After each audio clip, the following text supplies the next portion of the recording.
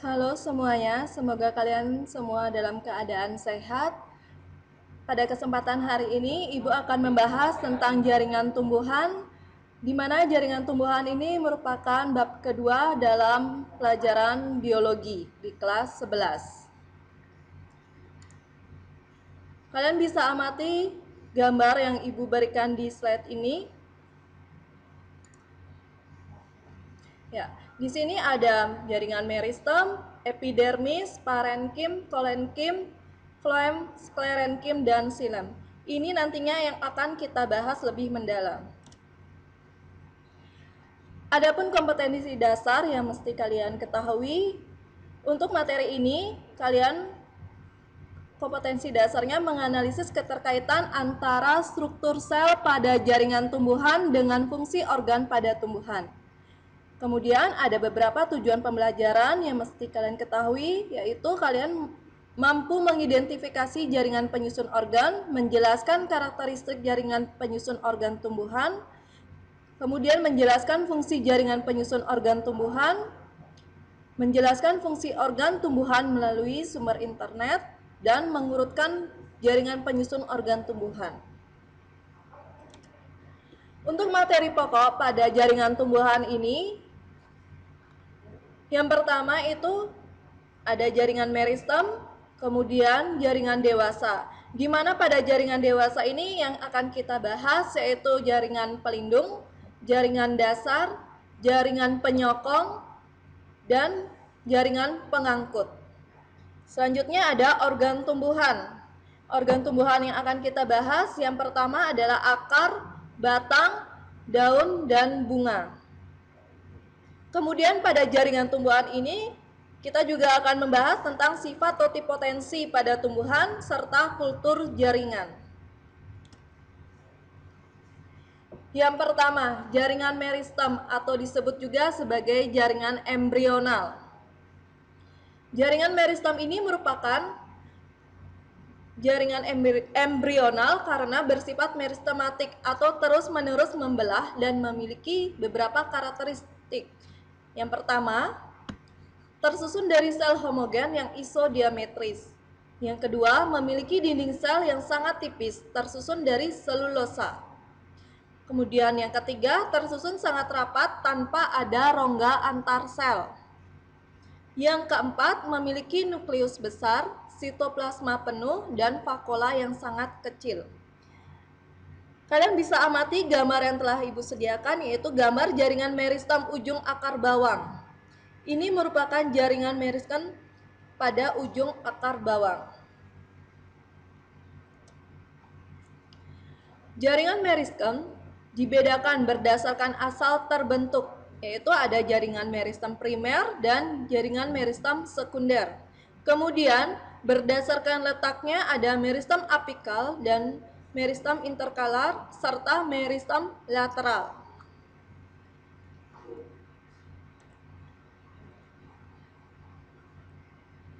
Yang pertama yaitu adanya meristem primer. Meristem primer, sel aktif membelah, umumnya terletak di ujung akar dan ujung batang. Pertumbuhan primer. Pertumbuhan primer ini identik dengan pertumbuhan yang memanjang ke atas, seperti pada tanaman padi. Kemudian berasal dari promeristem. Menurut teori Haberland, promeristem akan berkembang menjadi yang protoderm itu menjadi jaringan epidermis, kemudian prokambium menjadi jaringan pengangkut, meristem dasar menjadi jaringan parenkim. Di mana pada gambar yang telah Ibu sediakan, gambar ujung akar ini, terdapat adanya zona pembelahan. Di sebelah sini zona pembelahan, kemudian zona pemanjangan, atau bisa disebut juga elongasi. Kemudian ada zona pendewasaan atau maturasi. Jadi di sinilah meristem apikalnya. Ya, ini pada daun, meristem apikal pada daun, kemudian ini meristem apikal pada akar. Kemudian ada meristem sekunder. Meristem sekunder berasal dari sel-sel dewasa yang berubah sifatnya menjadi sel meristematik. Contohnya kambium atau disebut juga kambium vaskuler dan kambium gabus atau disebut juga velogen. Kambium ini nantinya akan mengalami pertumbuhan sekunder, di mana pertumbuhan sekunder itu bisa kalian amati pada tanaman mangga. Kemudian aktivitas kambium ke arah dalam itu akan membentuk namanya xilem, sedangkan ke arah luar membentuk yang namanya floem. Velogen membentuk lapisan pelindung atau disebut juga gabus. Aktivitas velogen yang keluar membentuk velum atau lapisan gabus, sedangkan yang ke dalam membentuk velodrome atau korteks sekunder. Ini merupakan gambar penampang melintang suatu pohon yang menunjukkan pertumbuhan sekunder. Bisa kalian amati yang bagian sini merupakan gabusnya, kemudian kambium gabus bagian sini, kemudian ada floem sekunder, kambium vaskuler, kemudian ini floem, kemudian ada xilem sekunder dan xilem. Nantinya dengan adanya kambium ini akan terbentuk lingkaran tahun yang menentukan usia dari suatu pohon. Selanjutnya ada jaringan meristem berdasarkan letaknya. Itu ada meristem apikal, terletak pada ujung daun dan ujung akar. Kemudian meristem interkalar pada pangkal ruas batang. Kemudian meristem lateral pada kambium pembuluh dan kambium gabus.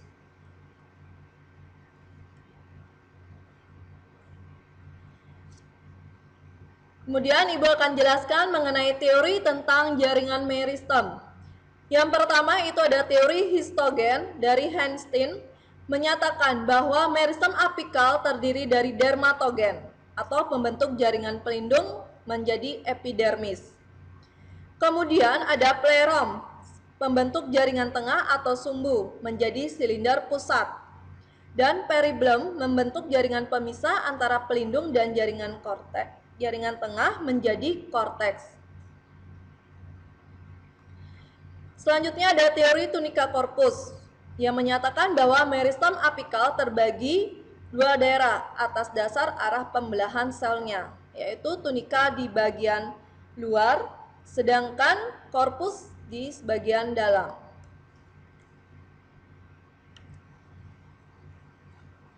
Ya, sekarang kita masuk ke jaringan permanen atau jaringan dewasa. Yang pertama itu ada jaringan epidermis. Jaringan epidermis ini tidak lagi mengalami yang namanya pembelahan seperti jaringan meristem, karena jaringan epidermis termasuk jaringan dewasa yang tidak aktif membelah. Jaringan epidermis memiliki ciri-ciri. Yang pertama itu umumnya terdiri atas satu lapis sel. Sel tersusun rapat tanpa ruang antar sel. Bentuk sel bervariasi. Dinding sel lignin, kutikula, dan pektin. Derivat epidermis itu ada stomata, trikomata, sel kipas, spina, emergensia, filamen, dan litokis. Derivat epidermis ini merupakan modifikasi dari jaringan epidermis. Ya, selanjutnya kita akan membahas tentang derivat epidermis. Yang pertama kalian bisa amati di gambar ini ada sel kipas. Sel kipas ini banyak terdapat pada pada tumbuhan jagung, di mana sel kipas ini akan membantu untuk mengurangi penguapan, sehingga apabila penguapan itu terlalu tinggi, sel kipas ini akan membantu daun untuk menggulung. Ini stomata, kemudian ini ada trikomata. Trikomata ini bisa kalian jumpai pada tanaman tembakau. Kemudian duri bisa kalian amati pada tanaman mawar. Kemudian filamen ini pada tanaman anggrek. Kemudian sel kersik bisa kalian jumpai pada tumbuhan tebu. Untuk stomata itu ada mekanisme menutup dan membukanya. Kalian harus mengingat tentang materi osmosis yang Ibu jelaskan di bab sebelumnya. Yang pertama, proses menutupnya stomata. Sel-sel penjaga mengeluarkan ion K+ sehingga potensial air sel meningkat dan sel penjaga kehilangan air, kemudian sel penjaga menjadi mengkerut. Yang kedua itu ada membukanya stomata. Sel penjaga mengakumulasi ion kalium dari sel tetangga sehingga potensial air sel menurun, kemudian sel penjaga menjadi turgid.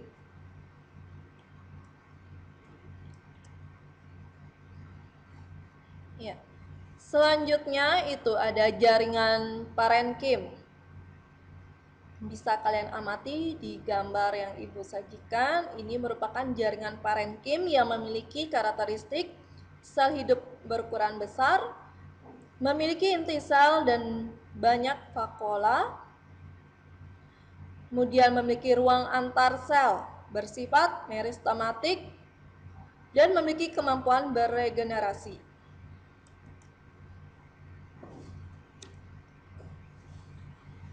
Jaringan parenkim dibedakan ada berdasarkan fungsi dan berdasarkan bentuknya. Yang pertama, berdasarkan fungsi ada parenkim asimilasi. Parenkim asimilasi ini akan membantu dalam proses fotosintesis. Kemudian ada parenkim penimbun sebagai tempat cadangan makanan. Kemudian ada parenkim air. Parenkim air dapat kita jumpai pada lidah buaya. Kemudian ada parenkim udara, biasanya pada tanaman hidrofit. Kemudian ada parenkim pengangkut.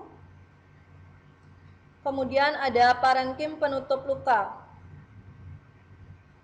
Parenkim penutup luka inilah yang bersifat meristematik sehingga memiliki kemampuan untuk beregenerasi. Kemudian berdasarkan bentuknya ada parenkim palisade. Kemudian parenkim bunga karang, parenkim bintang, dan parenkim lipatan.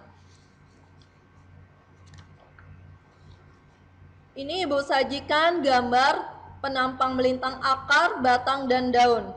Kalian bisa lihat letak jaringan parenkimnya, sudah Ibu tandai di bagian sini untuk akar, kemudian untuk batang, dan untuk daun bisa kalian amati di atas ini parenkim palisadenya, kemudian di sini parenkim sponsnya atau bunga karang. Selanjutnya ada jaringan penyokong yang berfungsi untuk menegakkan batang dan menguatkan daun, melindungi tumbuhan dari gangguan mekanis, melindungi embrio di dalam biji. Jaringan penyokong itu terdiri dari dua, yaitu jaringan kolenkim dan jaringan sklerenkim. Di mana yang pertama jaringan kolenkim, jaringan penguat pada tumbuhan aktif mengadakan pertumbuhan dan perkembangan. Kemudian tersusun dari sel-sel hidup. Dinding sel primer lunak, lentur, dan tidak berlignin. Kolenkim dewasa kurang lentur, lebih keras, dan lebih rapuh. Isi sel mengandung kloroplas dan tanin. Kemudian untuk jaringan sklerenkim, jaringan penguat pada organ tumbuhan yang sudah berhenti mengadakan pertumbuhan dan perkembangan, tersusun dari sel-sel mati, dinding sekunder yang tebal, kenyal, berlignin, dan tidak mengandung protoplas. Dikelompokkan menjadi dua, yaitu untuk jaringan sklerenkim itu ada serabut sklerenkim atau disebut juga sebagai serat. Contohnya serat rami dan linen. Yang kedua ada sklereid atau sel batu. Bisa kalian jumpai pada daging buah pir dan tempurung kelapa. Ini gambar mengenai jaringan kolenkim pada batang di sebelah sini, kemudian pada daun di tengah ini. Kemudian jaringan sklerenkim ini merupakan gambar serat. Kemudian ini sklereid. Ingat, sklerenkin tersusun dari sel-sel yang mati.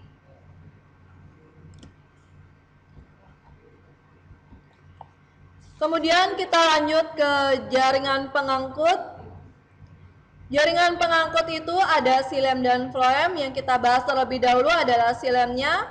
Xilem merupakan sel-sel telah mati berdinding tebal dan mengandung zat lignin. Komponen pembentuk xilem itu ada unsur trakeal yang terdiri dari trakeit dan trakea. Kemudian pada bagian trakea yang berlubang ini dinamakan sebagai plat perforasi. Kemudian ada serat xilem, parenkim xilem, xilem sekunder ditemukan parenkim kayu dan parenkim jari-jari empulur. Yang kedua ada floem, terdiri dari sel-sel hidup dan mati. Komponennya adalah unsur tapis, sel pengiring, serat floem, parenkim floem, kemudian sel albumin pada gimnosperme.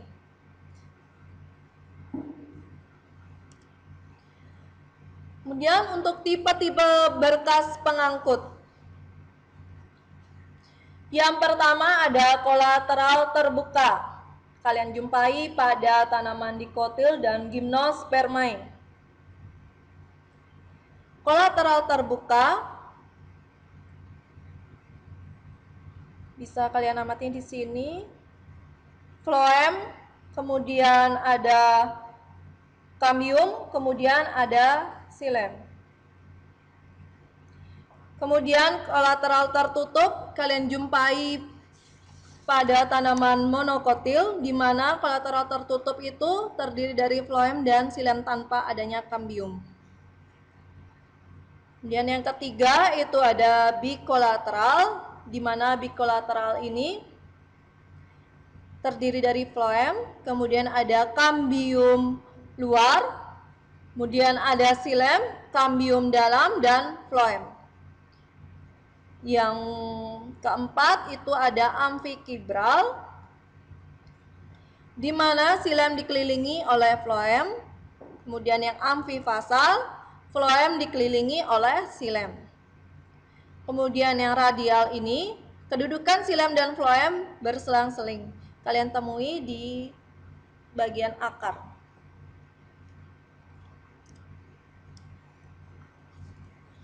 Ya, selanjutnya itu ada transportasi tumbuhan. Transportasi tumbuhan itu ada dua, pengangkutan intravaskuler dan pengangkutan ekstravaskuler. Yang pertama, pengangkutan intravaskuler, pengangkutan air dan zat terlarut yang terjadi dalam berkas pembuluh xilem dan floem secara vertikal. Kemudian yang kedua, pengangkutan ekstravaskuler, pengangkutan dari satu sel ke sel lain secara horizontal. Pengangkutan ini dilakukan secara simplas melalui sitoplasma, kemudian apoplas melalui dinding sel. Ya, transportasi apoplas adalah masuknya air tanah secara difusi bebas melalui semua bagian tidak hidup dari tumbuhan, misalnya dinding sel dan ruang-ruang antar sel. Pada transportasi apoplas ini tidak dapat terjadi saat melewati endodermis, sebab dalam sel-sel endodermis terdapat pita Kaspari yang menghalangi air masuk ke dalam xilem. Pita Kaspari ini terbentuk dari zat suberin dan lignin. Oleh karena itu, apoplas dapat terjadi di semua bagian kecuali endodermis. Kemudian, air yang menuju endodermis ditransfer secara simplas melalui sel peresap. Kebalikan dari transportasi apoplas adalah transportasi secara simplas. Transportasi simplas bergeraknya air tanah dan zat terlarut melalui bagian hidup dari tumbuhan.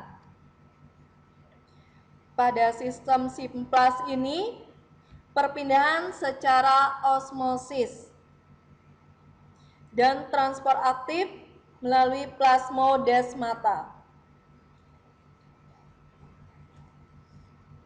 Ya, ini kalian bisa amati pada gambar yang telah Ibu sediakan. Ingat, apoplas tidak dapat melewati endodermis.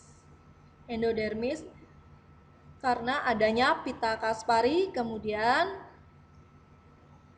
air yang akan masuk ke dalam ini dilewati oleh proses simplas karena dibantu oleh adanya sel-sel peresap. Ya, di sini ada teori tentang pengangkutan intravaskuler. Yang pertama, teori Dickson-Joly, di mana pengangkutan air naik ke atas karena ada tarikan dari atas ketika daun bertranspirasi. Yang kedua, ada teori vital, pengangkutan air dari akar menuju daun karena terdapatnya sel-sel hidup.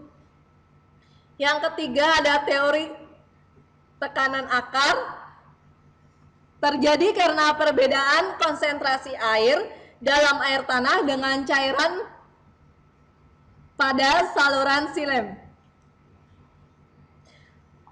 Tekanan akar tertinggi pada malam hari dan terjadilah gutasi.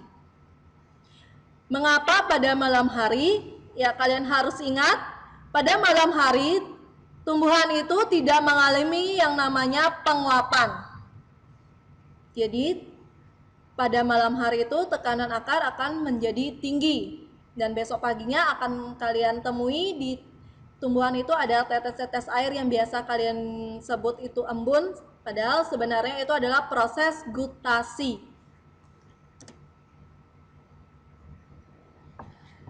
Ya, itu untuk jaringan tumbuhan. Yang sekarang akan kita bahas itu untuk organ tumbuhannya. Ya, organ tumbuhan yang pertama akan kita bahas itu adalah akar. Ya, di sini Ibu akan berikan gambar mengenai perbedaan akar dikotil dan monokotil. Secara umum, akar terdiri atas tudung akar, kemudian epidermis, korteks, endodermis, dan stele. Untuk perbedaan monokotil dan dikotil, sistem perakaran monokotil itu serabut, sedangkan dikotil itu adalah tunggang. Kemudian pada monokotil tidak ada kambium, sedangkan dikotil ada kambium. Kemudian keberadaan kaliptra. Batas pada monokotil, batas dengan ujung akar tampak jelas. Pada dikotil, batas dengan ujung akar tidak jelas. Pada monokotil ada empulur, pada dikotil tidak ada empulur. Pada monokotil letak xilem dan floem berselang-seling, pada dikotil xilem sebelah dalam dan floem sebelah luar. Jadi kalian bisa amati di sini ini adalah epidermis, setelah epidermis ada korteks, kemudian endodermis, kemudian ada perisikel, dan ini adalah stele atau silinder pusat.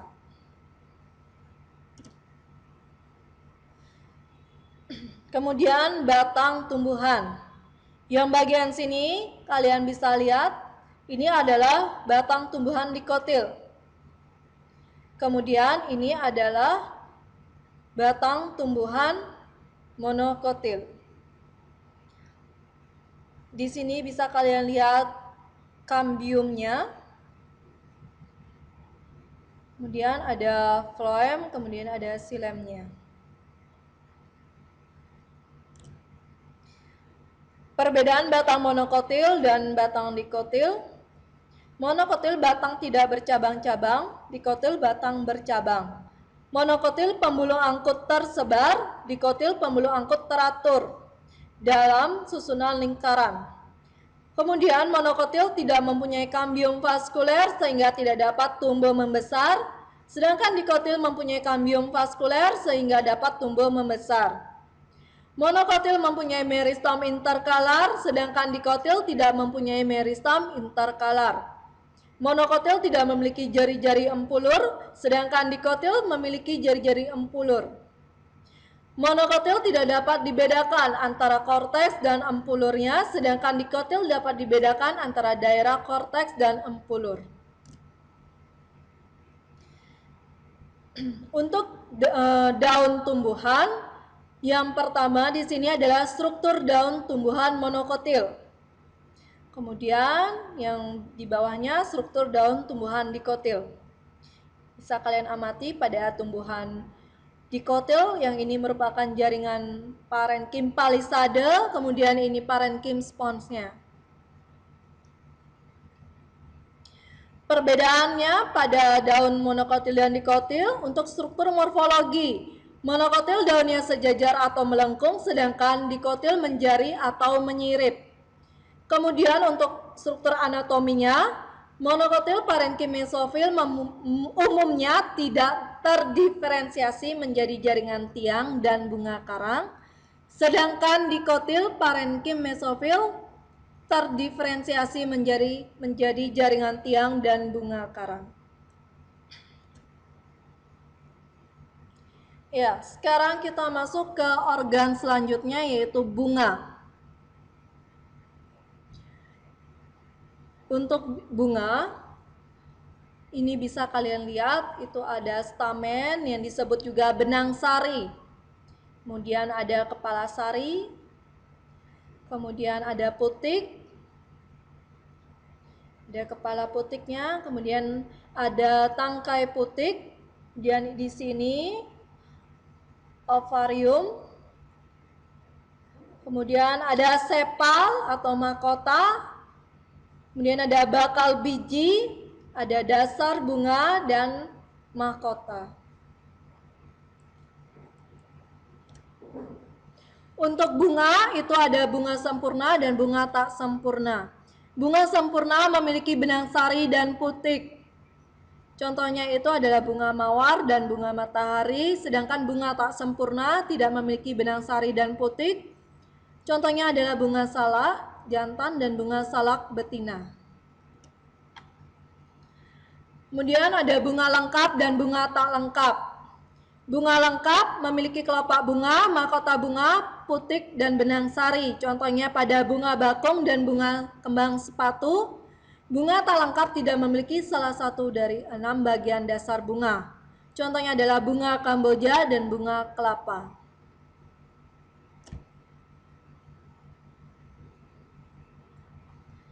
Untuk selanjutnya kita bahas tentang sifat totipotensi dan kultur jaringan. Sifat totipotensi pada tumbuhan merupakan kemampuan setiap sel tumbuhan untuk tumbuh menjadi individu baru yang sempurna. Di mana pada tumbuhan itu ada teknik kultur jaringan. Teknik kultur jaringan itu merupakan teknik perbanyakan tanaman dengan cara mengisolasi bagian tanaman, kemudian menumbuhkannya pada media buatan yang kaya nutrisi dalam wadah tertutup yang tembus cahaya, kemudian pada suhu tertentu sehingga tanaman dapat bergenerasi menjadi tanaman yang lengkap. Adapun tahapan teknik kultur jaringan, yang pertama ada sterilisasi, kemudian pembuatan media, inisiasi, multiplikasi, pengakaran, dan aklimatisasi. Pada aklimatisasi ini, yang dimaksud dengan aklimatisasi, memindahkan eksplan keluar dari ruangan aseptik ke bedeng. Ya, bisa kalian lihat ini pada gambar. Ini merupakan aklimatisasi. Ya, pengeluaran atau memindahkan eksplan dari ruangan aseptik ke bedeng.